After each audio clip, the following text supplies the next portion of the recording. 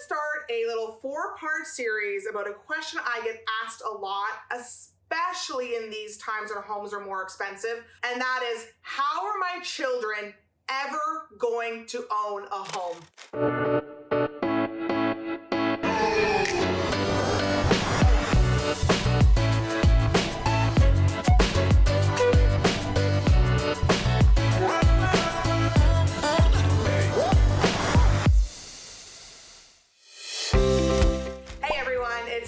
At Remax and love living in Kitchener-Waterloo. I'm going to start a little 4-part series about a question I get asked a lot, especially in these times when homes are more expensive, from a lot of very, very concerned parents.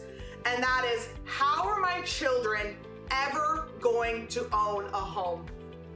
I get it. House prices have been increasing at an alarming amount, and a lot of parents are staring down at living with their children for the rest of their lives.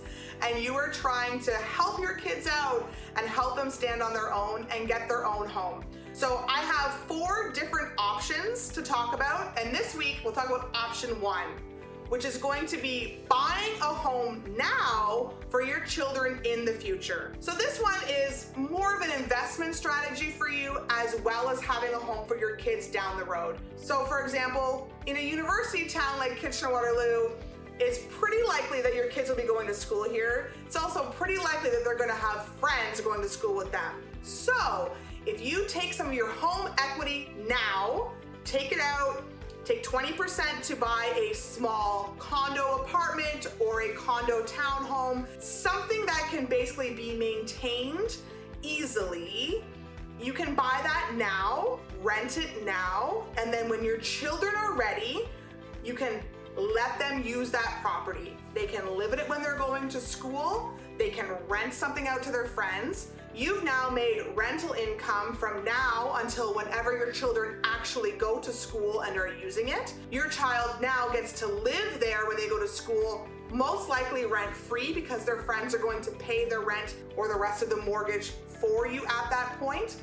And then after they are done school, you can choose what you're going to do. That home may be paid off or maybe close to being paid off from all the rent that you've been receiving on it. And you can either give that home to your child and they can live in it and it can be their home, or you can sell that home and give them the equity that you've made in that home to help them move on to buy their next home. I think it's a great option to invest in something now, think about the future, and have your kids covered. If you have more than one kid, maybe you want to wait until they're all done school to decide what you're going to do with that property. Or maybe, if you're really lucky, you want to buy multiple investment properties so all of them have one. It is something that really starts to snowball together when you are buying investment properties. They are paying for themselves, you're saving money, you're thinking about your kids in the future. That is a great way to think forward and have something for your children in the future so they're not living with you.